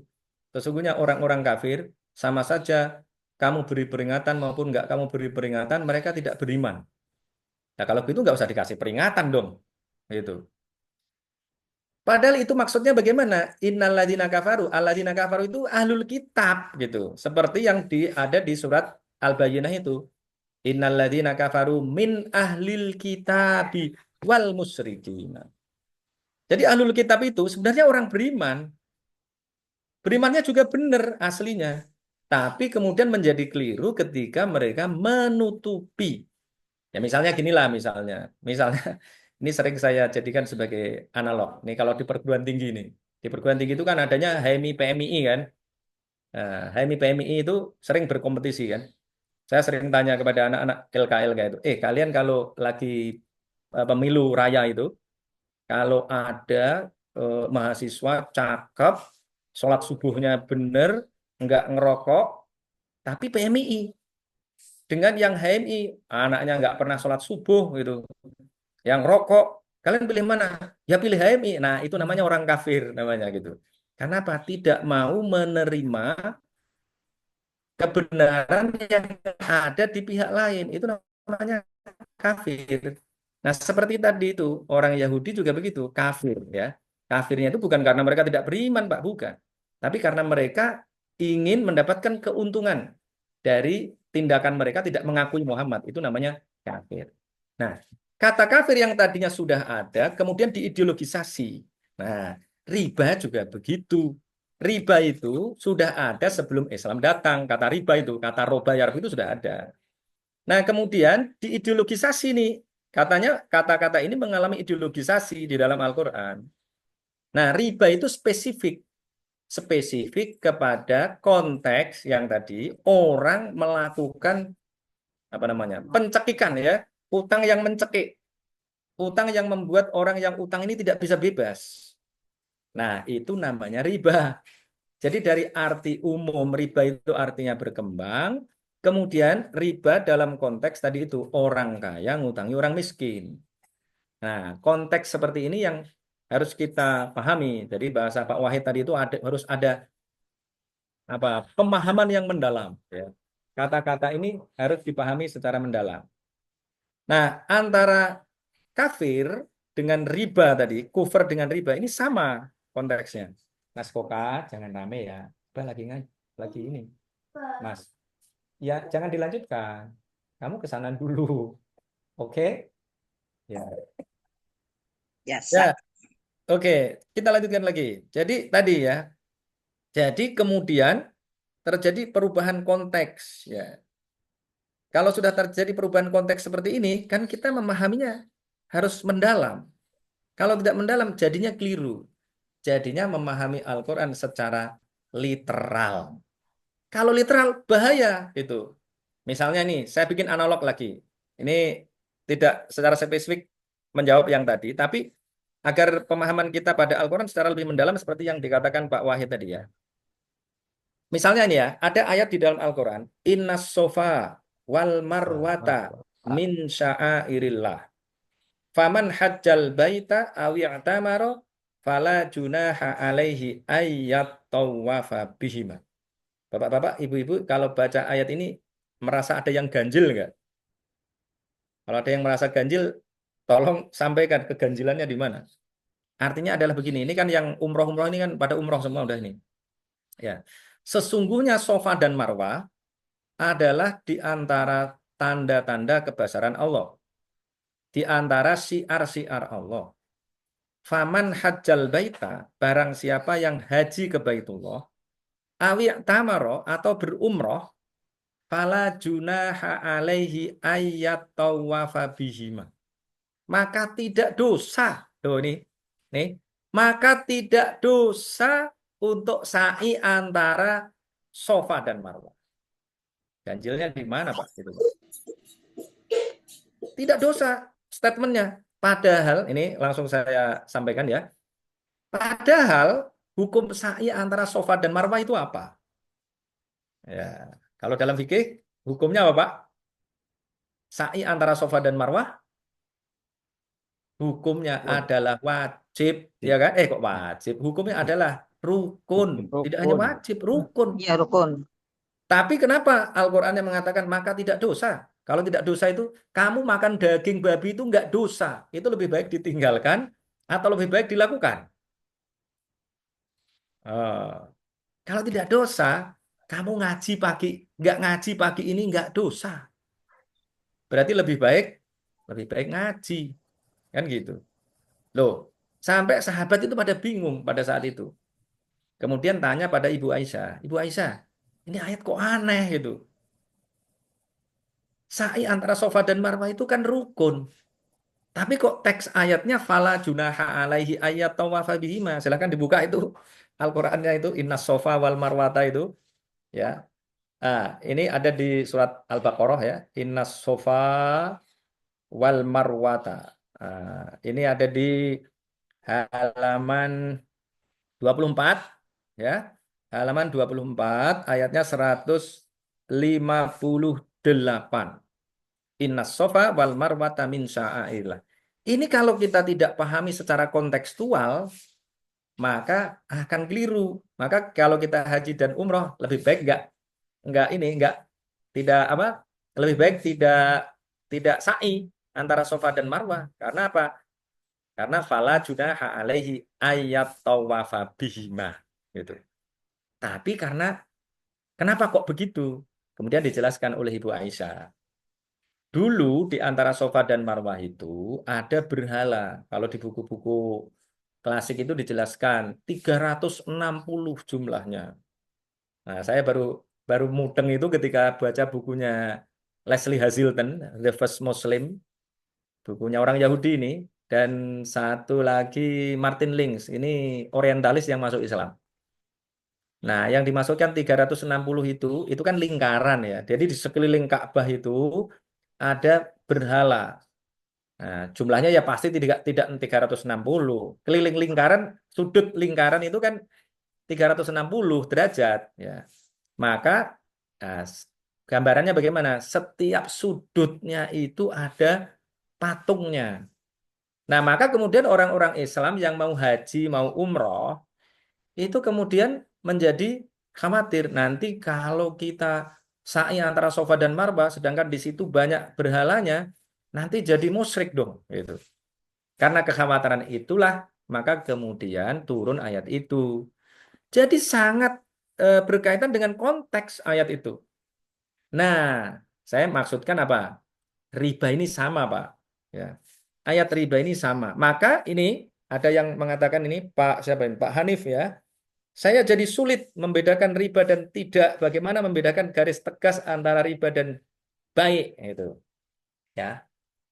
Nah, riba itu wa ahalallahul bai'a wa harramar riba. Karena konteksnya sama-sama ngambil untung. Baik itu sama-sama ngambil untung, tapi nggak ada yang terpaksa, Pak. Gitu. Baik itu kan pakai negosiasi gitu. Lah, riba itu mengambil keuntungan, tapi yang satu itu sebenarnya terpaksa. Jadi tidak sama-sama ridho. Gitu. Maka konteksnya sama-sama ridho ini tanpa keterpaksaan. Maka kalau kita nulis surat surat pernyataan itu, walaupun kadang-kadang dipaksa juga ya kan, ditulis surat ini saya nyatakan dalam keadaan sadar dan tanpa paksaan. Nah, gitu. Nah, konteksnya pada saat itu ya orangnya terpaksa gitu. Banyak orang miskin. Nah, kesenjangannya tinggi. Kalau sekarang itu namanya apa ya? Kok lupa jadi namanya. Eh, kesenjangannya itu tinggi itu. Gap, Ya, gap. kesenjangannya tinggi. Ya. Orang Gap, miskin gap, sekali, gap. ada orang kaya sekali. Nah, orang kayanya ngutangi dengan minta imbalan yang luar biasa. Gitu. Ya, apalagi tadi itu yang belum terjawab apalagi ya, Pak? Eh, Yang ad-afa mud'afa, yang kata sifat itu. At'afa mudha'afa, ya. Betul tadi yang disampaikan, ya. Eh, misalnya, jangan membunuh. Kalau itu hadis ya, jangan membunuh dengan cara mencincang-cincang. Itu konteksnya perang, gitu. Ya, memangnya membunuh boleh. Ya, ada membunuh yang boleh. Nah, wala taqtulun nafsallati harramallahu illa bilhaq, misalnya ya. Eh, itu membunuh yang boleh. Ya, cara yang benar misalnya ada orang melakukan tindakan kriminal kemudian dibunuh dengan cara apa? Dengan cara dipenggal. Nah, kan ada tuh, ya kan? Kalau di hukum di Arab kan masih diberlakukan. Kalau bunuh orang ya dibunuh. Itu dengan cara yang benar. Nah, ada cara membunuh yang tidak benar. Nah, at'afa mudha'afa, makanya saya dalam konteks itu dulu belum setuju sama Mahmud Saltut. Saya lebih setuju konteksnya. Sebenarnya at'afa mudha'afa, yang namanya riba itu ya karena berlipat-lipat itu, gitu. Nah, yang berbeda adalah konteksnya tadi, Pak. Yang berbeda adalah konteks, ya simpel aja pokoknya. Simpel bahwa kalau dulu yang ngutangi orang kaya, yang diutangi orang miskin. Nah, kalau sekarang yang ngutangi orang miskin, yang diutangi orang kaya. Ya sekarang tergantung bisnisnya apa gitu. Kalau kita mau bisnis nih. Sekarang bisnis kan semua bisa dihitung. Misalnya dapat proyek misalnya. Dapat proyek kayak saya nih misalnya dapat proyek di Kendal gitu. Ada teman dapat proyek ya, bukan saya ya. Misalnya. Kemudian teman saya sudah menghitung tuh. Saya kalau sama Mas Tres kan juga begitu di Sakmaidak itu kan pasti ditanya tuh, ini bisnisnya apa? Coba keuntungannya berapa? Misalnya gitu ya. Nah, kalau bankable ya diutangi, kalau enggak ya enggak gitu. Nah, saya selalu bilang, saya ini kalau mau usaha selalu saya lihat bankable apa enggak. Eh, lebih untungnya lebih tinggi dibandingkan bunga bank apa enggak? Kalau enggak ya pasti rugi gitu. Sudah dihitung. Misalnya per bulan nguruk tanahnya itu sekian. Ya ada itu kontraknya. Nah, kan udah jelas tuh. Nah, selama ini yang diperhatikan oleh apa namanya? Yang dipelototi gampangan gitu ya, yang dipelototi oleh bank itu hanya konteks apa akadnya, tapi prakteknya nggak diperhatikan. Yang kemudian juga terjadi adalah ngutang untuk apapun ya, untuk apapun, tapi misalnya akadnya aja udah goror malah gitu. Misalnya akadnya bener gitu kan. Misalnya kita utang, utang untuk beli mobil sebenarnya, wong kita itu butuhnya mobil misalnya, yang lain sudah ada biayanya. Tapi kita utang seolah-olah itu untuk usaha. Padahal untuk beli mobil. Loh. Tapi akadnya seolah-olah Islami. Itu banyak terjadi yang begitu. Ya. Nah, tapi konteksnya itu wa ahallallahul bai'a wa harramar riba. Itu konteksnya ada pada sama-sama ridho. Nah, tadi sudah dihitung kemudian. Kalau sudah dihitung kan, per bulan misalnya menghabiskan per hari nih kalau di sini nih yang di kawasan industri Kendal itu ya, contoh-contoh konkret ya, sehari itu habis 100 juta. Karena sudah ada kontraknya. Kalau nggak habis segitu malah nanti didenda itu kontraktor saya. Nah, didenda itu. Jadi sehari harus 100 juta karena sekian truk gitu. Nah, berarti keuntungannya kan jelas tuh. Keuntungannya jelas gitu. Nah, kalau keuntungannya jelas kan tinggal dibagi aja. Kamu sekian persen, saya sekian persen. Ya selesai itu perjanjiannya sekian persen, sekian persen. Nah, kalau di ini yang ada sekarang itu kan menentukan itu enggak boleh. Misalnya gitu ya kan. Nah, ini yang perlu dikaji ulang. Nah, maka sekali lagi ya, ini memang kita harus punya apa namanya? Punya usaha-usaha yang bagus. Sekali lagi tentang ad'afam mudha'afa. Wahai orang-orang yang beriman, ya ayyuhalladzina amanu la ta'kulur riba, janganlah kalian memakan kembang ad'afam mudha'afa yang berlipat-lipat. Ad'afan itu artinya berlipat-lipat, mudha'afah dilipat gandakan, berlipat-lipat dan dilipat gandakan. Nah, kalau bahasa sekarang itu bunga berbunga. Nah, itu. Kenapa? Karena dulu begitu, ya. Utang, kemudian ada bunganya, bunganya belum dibayar, kemudian masuk seolah-olah pokok pinjaman. Kemudian jadi harus ada bunganya lagi. Berarti at'afam mudho'afa. Konteksnya sekali lagi tadi yang jangan sampai kita lepaskan. Orang kaya sengaja menjebak orang miskin dan kemudian tadi itu bunganya dilipat gandakan. Kalau sekarang yang seperti itu siapa? At'afam mudho'afa itu. Yang at'afa mudha'afa itu ya bukan bukan bank-bank pemerintah malah. Yang at'afa mudha'afa itu bank titil itu. Bank kalau di kampung saya namanya bank titil ya kan. Bang Bank Pelecik, Bang Pelecik, bank apa Pak? Bang Pelecik. Ah ya itulah. Bang Bank titil Emok, yang tiap hari datang itu loh. Ya kan? Nah, makanya harusnya bagaimana? Ya harusnya ada orang-orang kaya di sini nih yang ngutangi orang miskin-miskin itu. Dengan apa itu? Sodakoh. Nah itu. Makanya dikritik itu orang elit-elit itu dikritik. Karena tidak mau sodakoh, maka ada orang-orang kecil yang mau usaha dengan usaha yang kecil-kecil nggak bisa. Gitu. Baik, apalagi Pak ya? Baik, Ustaz, ini udah jam 7:22 ya, udah lewat 22 menit. Mungkin saya kembalikan ke Pak Asep. Silakan Pak Septian diambil alih kembali. Ya, apakah dilanjutkan? Apakah stop? Silakan. Tadi ada Pak Amir Faisal sama Pak Jahrawi. Saya dulu, Silakan saya putaran. Saya dilanjutkan putaran. atau di ini. Silakan. Silakan Pak Bentar, Pak Amir. Amir. Saya kembalikan dulu Ya, ke Pak Asep dulu. Ya. Silakan Pak Amir lanjut. ya. Assalamualaikum warahmatullahi wabarakatuh. Waalaikumsalam. Luar Amir, biasa ini apa Ustaz Doktor ini. Tapi menurut saya masih nanggung revolusinya itu. gimana itu? Nanggungnya di mana? Karena hanya advokasi konsumen. Ya, jadi kalau belum advokasi produsen. Jadi itu tetap toh kita provokasi orang untuk utang itu toh masih ke Minhum gitu. Harusnya yang kita advokasi itu sebenarnya lembaga keuangan kita, BPR Syariah itu, Ustaz. Ya. Nah itu jadi kalau kita masih tergantung Minhum itu kita hanya sebagai pengutang saja ya beberapa tahun pun kita akan Ya. berubah. Kalau kita mau mengubah ya coba kita kita tangani yang BPR Syariah ini. Kemarin saya ketemu dengan Mas Iwan Fuad itu. Beliau bilang katanya dia punya banyak sekali BPR Syariah yang hampir Ya. kolaps gitu. Nah, itu saya mohon gimana ini strateginya ini untuk pengembangan BPR Syariah kita itu gitu. Itu kan sudah jelas dia bank, kita punya bank gitu.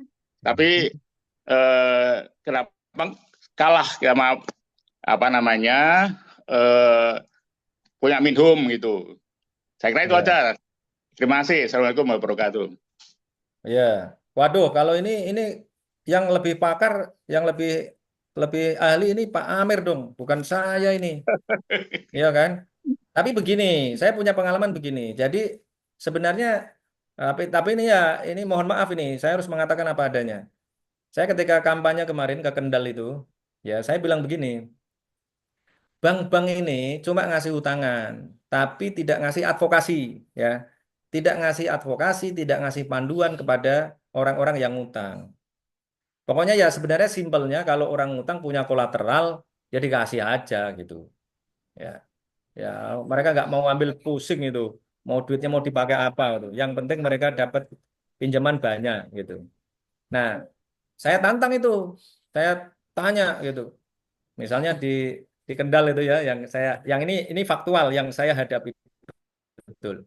Pernah nggak ya BMT atau apalagi yang lain tadi itu, lembaga-lembaga keuangan yang lain tadi itu mengasih utang itu memberikan panduan kepada orang yang diutangi itu. Nah, ternyata enggak itu. Dan kemudian saya kejar itu. Sebenarnya apa tujuan kalian bikin BMT ini?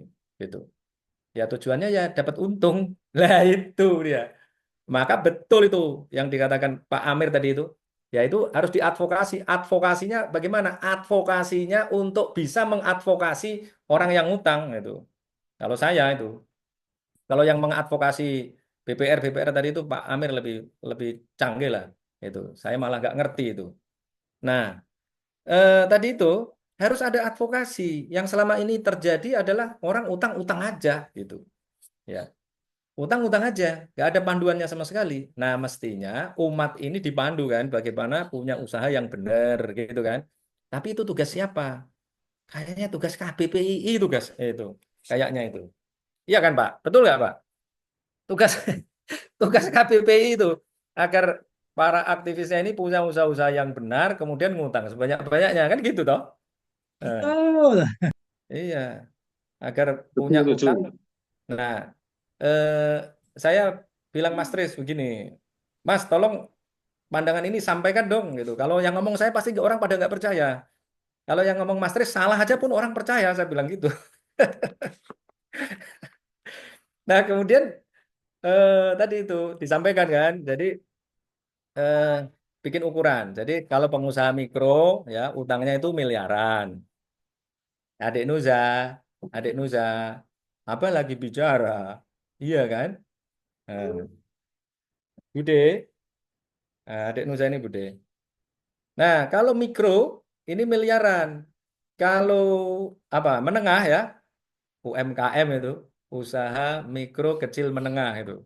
Kecil berapa tuh? Kalau mikro puluhan juta ya. Kalau mikro kecil puluhan juta. Kalau usaha mikro kecil kecil ya miliaran puluhan miliar. Nah, kalau sudah besar ya minimal 1 triliun utangnya. Utangnya 1 triliun. Nah, sekarang kita ukur sekarang ini strategi ke depan. KBPII ya, ini KBPII harus bikin rencana kira-kira begitu.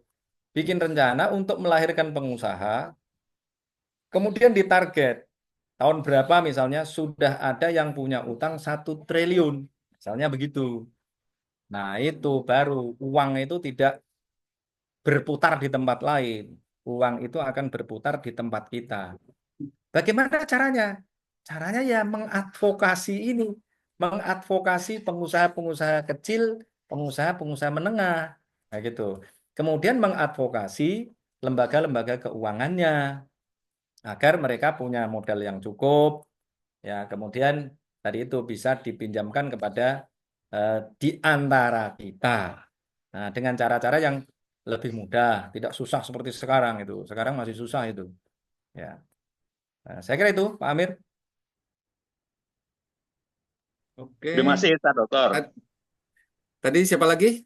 Udah semua? Pak Jahrowi itu kan satu Oh, lagi. Pak Zahrowi. Ah, Itu tadi kasihan. silakan Pak Zahrowi. Silakan, Mbah. Oke, Assalamualaikum warahmatullahi wabarakatuh. Waalaikumsalam warahmatullahi wabarakatuh. Alhamdulillah, semoga narasumber dokternya ini nanti bisa tua sehat, manfaat begitu. Amin. Terkait dengan hutang piutang tadi ini memang apa ya bagi saya karena sudah tua ini cukup lama mengalami kepedihan terkait dengan hutang itu. Sehingga tadi Ustadz bilang advokasi. Jadi yang sekarang kita masih lemah ini adalah edukasi.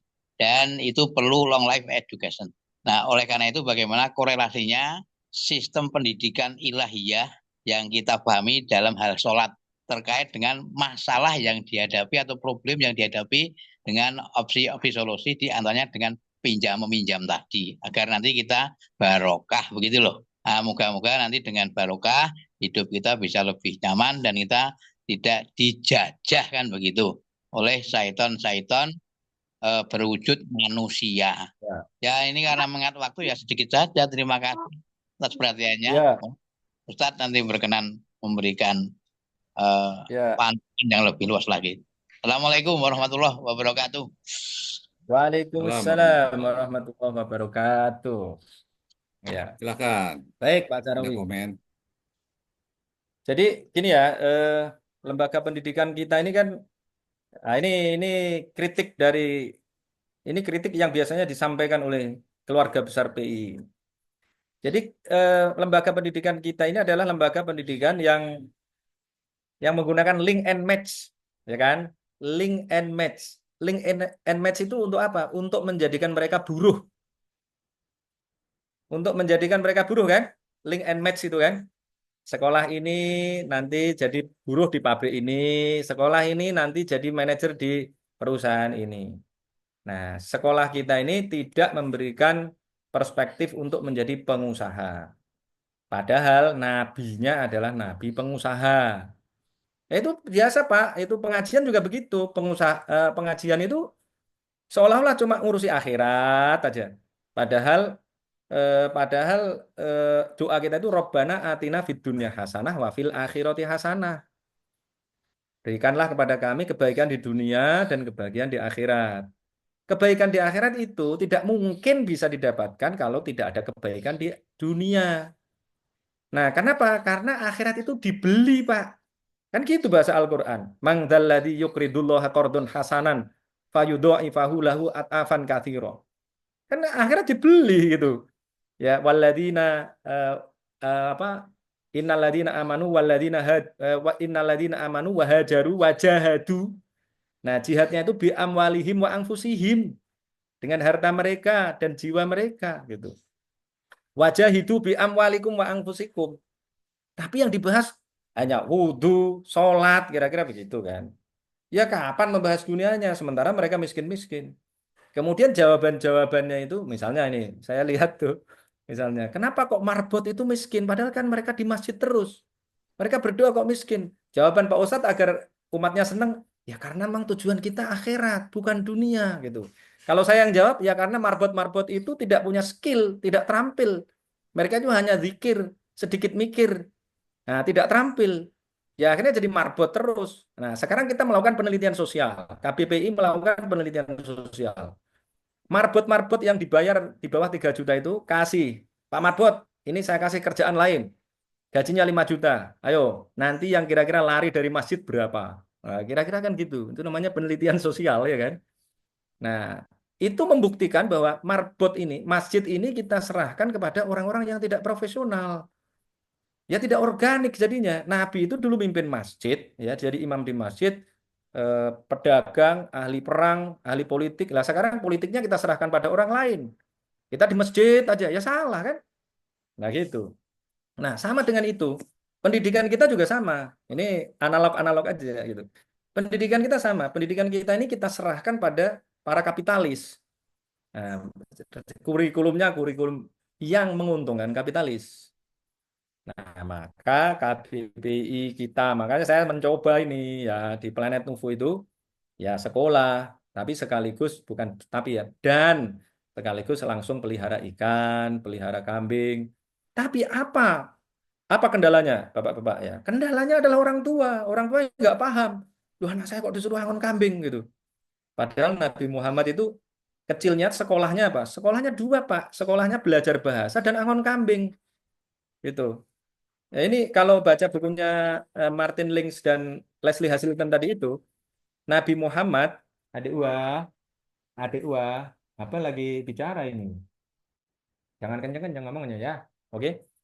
Nabi Muhammad disusukan kepada tradisi menyusui itu ya, itu kepada ibu rental namanya Halimah As-Sa'diyah.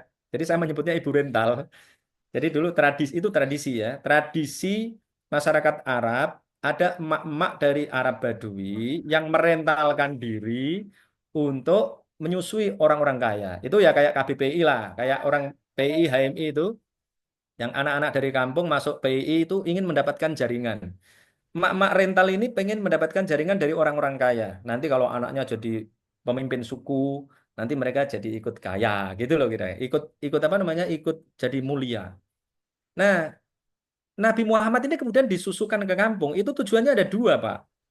Tujuannya yang satu belajar bahasa. Karena orang-orang kaya di kota, nah kota itu bahasanya bahasa yang sudah tidak fusha. Seperti Jakarta lah kira-kira. Jakarta itu lu gua gitu. Kalau mau belajar bahasa Jawa yang bagus, kemana? Ke kampung saya gitu.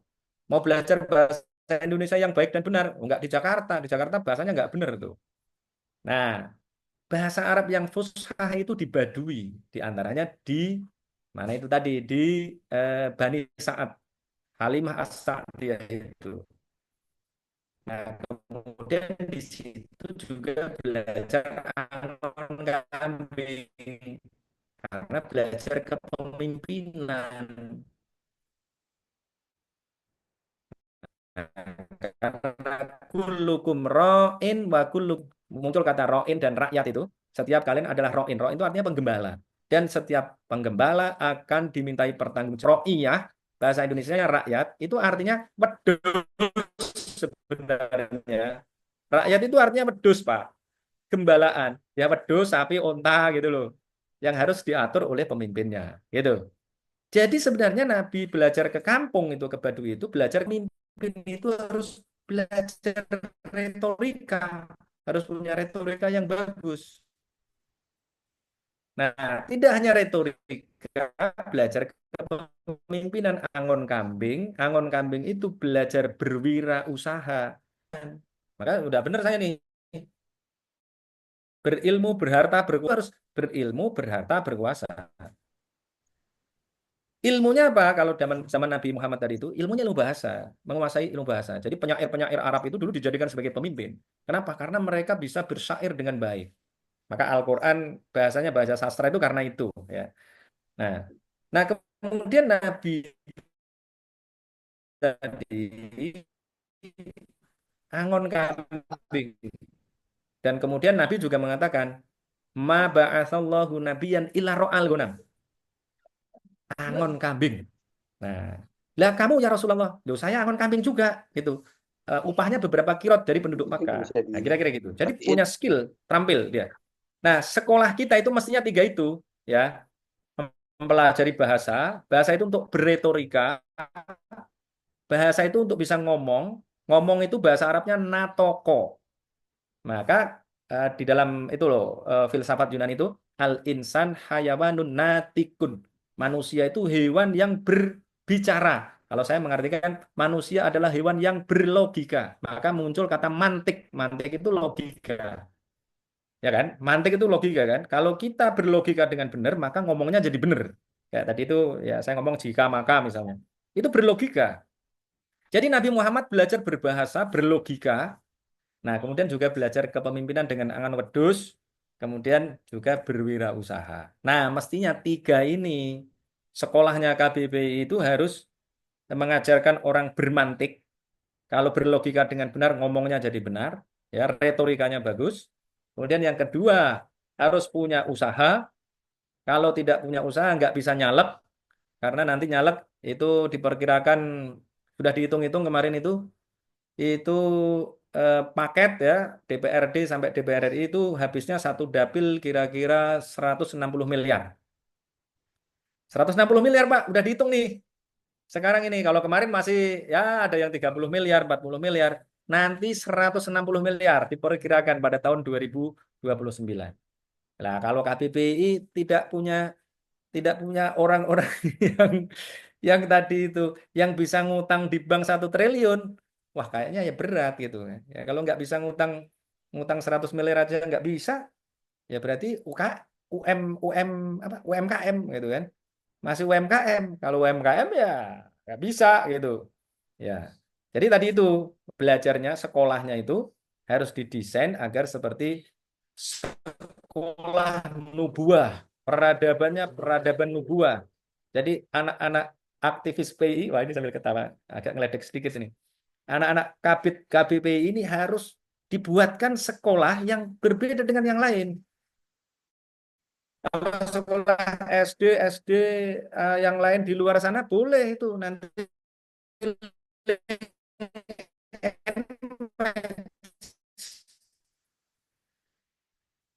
Tapi kalau sekolahnya KBBI nggak boleh match gitu. Harus melahirkan minimal profesi utangnya minimal 1 triliun gitu Pak. Kalau minimal 1,25 triliun kan. Berarti duitnya jauh lebih banyak, hartanya lebih banyak. Kecuali Cina-Cina itu ya, kecuali apa mereka-mereka itu. Saya bilang begini sama Mas Tris. Mas, saya ini bilang sama santri-santri saya akan menjadikan harta saya 50%-nya sebagai kolateral mereka. Mas Tris bilang, salah itu katanya. Itu mereka itu bisa utang itu 5 kali lipat dari harta kekayaannya. Dia bilang. Saya disalahin Mas Tris tuh. Saya bilang, lah nanti kalau mati gimana? Kalau mati nanti punya utang. Oh sekarang beda sistemnya. Kalau kita punya utang itu dia langsung membackup. Wah kalau itu saya nggak berani saya tetap separuh aja. 50% dari harta kekayaan untuk sebagai kolateral biar ya. Tapi Mastis lebih ekstrim 5 kali lipat dari harta kekayaan. Kenapa ya? Itu sudah ada bau politiknya lah ya. Karena tadi itu karena ada orang lain yang ngutang sampai 5 kali lipat dari agunannya.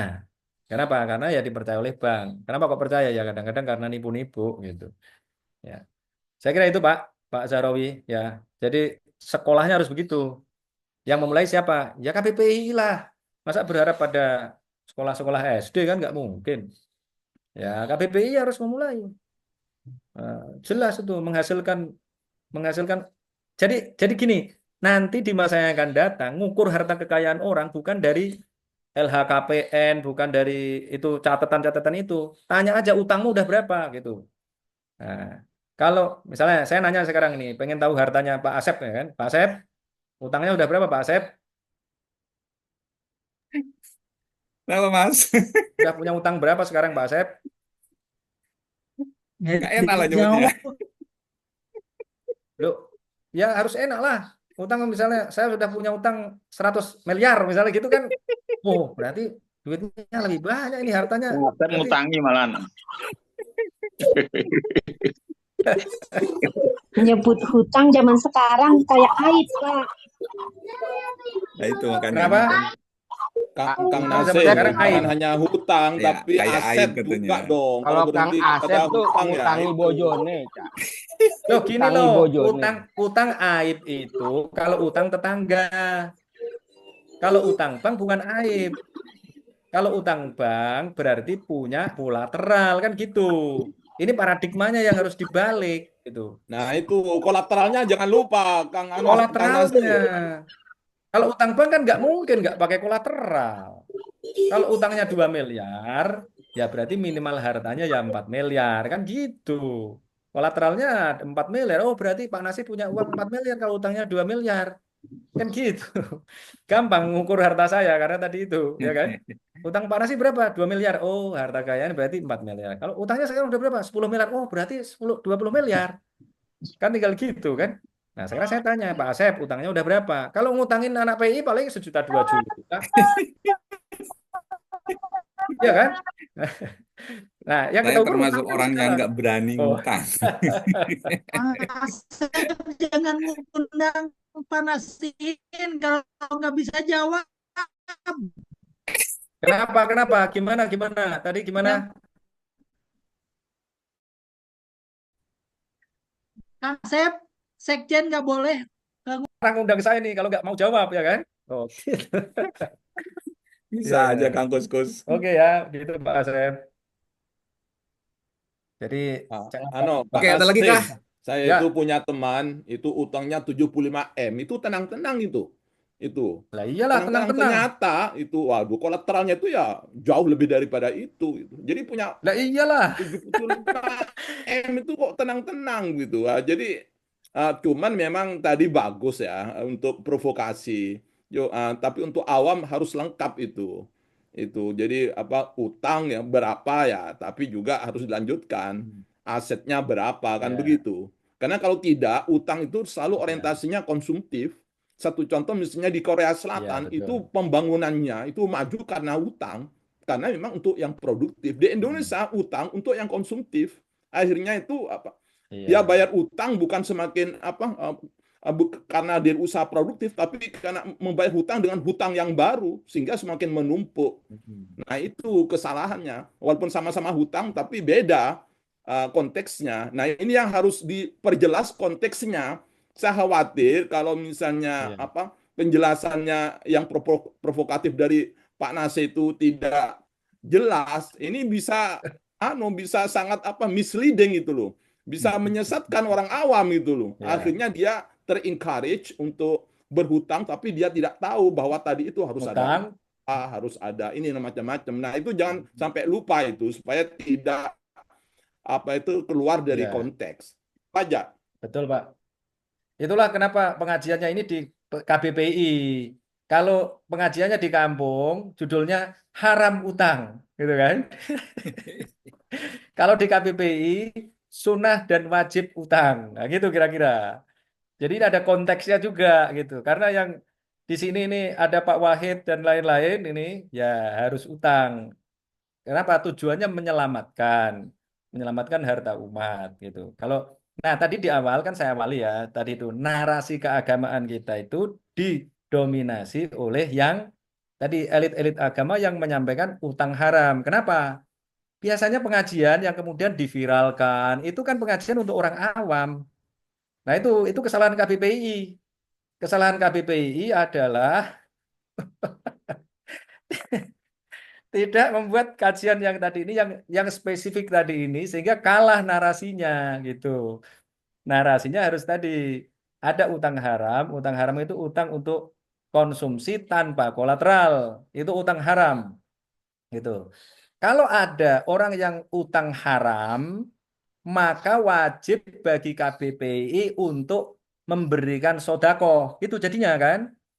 Misalnya nih, ada tetangga kita ini, mau utang nggak bisa untuk bayar. Tapi dia kalau nggak utang, mati. Nah, kan wajib bagi tetangganya untuk sodako. Sodakonya jadi wajib, tidak jadi sunnah gitu kan. Nah, itu konteksnya. Nah, kira-kira begitu. Itu Pak Asep. Nanti silahkan meniru Pak Wahid untuk ngutang yang banyak.